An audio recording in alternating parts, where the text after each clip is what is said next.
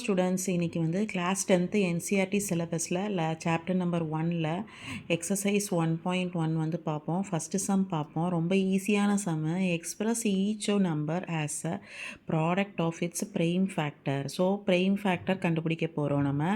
So 140க்கு நம்ம prime factor கண்டுபிடிச்சோம்னா 2ஆல் நம்ம வந்து டிவைட் பண்ணலாம். ஸோ 17 வரும். திரும்ப 2ஆல் பண்ணோம்னா 35.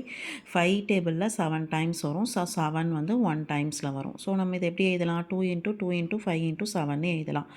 அதான் வந்து இங்கே எழுதியிருக்கேன். நெக்ஸ்ட்டு வந்து பார்த்தீங்கன்னாக்கா 156 நெக்ஸ்ட்டு சம்மு. 156க்கு ப்ரைம் ஃபேக்டர் கண்டுபிடிச்சோம்னாக்கா 2 வந்து 78 டைம்ஸ் வரும். 7 வந்து 39 டைம்ஸ் வரும். 39 டேபிள் வந்து 3 டேபிளில் வரும். 13 டைம்ஸ். 13 வந்து 1 டைம் வரும். 13 இஸ் அன் ப்ரைம் நம்பர் இல்லையா?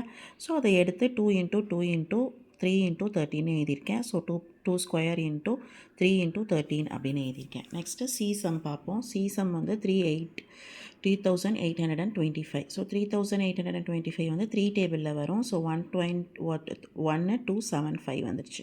நெக்ஸ்ட்டு இதுவும் வந்து 3 டேபிளில் வருது. 425 இது 5 டேபிளில் வரும். 85 5 டேபிளில் 17 டைம்ஸ் வரும். 17 வந்து 1 டைம்ஸ் வரும். ஸோ இதை அப்படியே எடுத்து இங்கே எழுதியிருக்கேன். 3 × 3 × 5 × 5 × 17. So 3 square × 5 square × 17. நெக்ஸ்ட்டு 5005க்கு வந்துட்டு ப்ரைம் ஃபேக்டர் எடுக்கணும். நெக்ஸ்ட்டு சம்மு. ஸோ 5 வந்து 1001 வரும். ஸோ 7 டேபிளில் நம்ம பண்ணோம்னாக்கா 143 வரும். 143 வந்து 11 டேபிளில் தான் வரும். ஸோ 11 டேபிளில் பண்ணிங்கன்னா 13 டைம்ஸ் வரும். 13 வந்து 1 டைம்ஸ் வரும். ஸோ இங்கே இருக்கிற எல்லாத்தையும் எழுதியிருக்கேன். 5 × 7 × 11 × 13 எழுதியிருக்கேன்.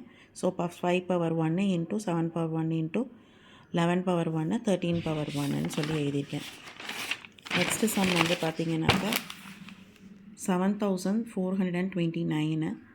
ஸோ 17 டேபிளில் தான் வரும். ஸோ 17 டேபிளில் போட்டிங்கன்னா 437 வரும். 437 வந்து 19 டேபிளில் தான் வரும். ஸோ 23 வரும். ஸோ 17 × 19 × 23 அப்படின்னு எழுதிக்கலாம். ரொம்ப ஈஸியான சம்மை நீங்களும் ட்ரை பண்ணி பாருங்கள். நெக்ஸ்ட்டு சம் வந்து நெக்ஸ்ட் வீடியோவில் பார்ப்போம். தேங்க்யூ.